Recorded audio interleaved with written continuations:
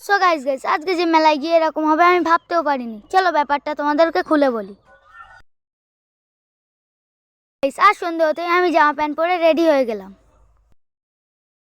তারপর গাইস টোটোতে উঠে পড়লাম। 10 টাকা 10 টাকা ভাড়া 10 টাকা। তারপর টোটোওয়ালা বললো তোরা থাকলে আমার টোটোই ভাড়া হবে না, তাই টোটো থেকে আমাদেরকে লাথি মেরে বার করে দিল। হাঁটতে হাঁটতে ঢুকে গেলাম মেলার মধ্যে, আর এখানে এসে আমার একটা জিনিস পছন্দ হয়ে গেল। এটা হলো এই চুড়িগুলো।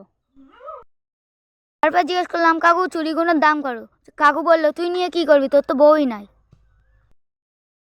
গাইস এটা হলো রমজান মাস, তাই মেলায় সেরকম ভিড়ভাট্টা ছিল না।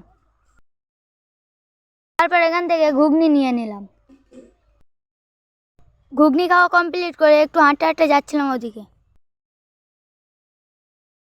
তারপর একটা কাকু বললো এই চশমাটার পর তোকে হিরো দেখাবে, কিন্তু আমাকে তো জিরোই দেখাচ্ছে।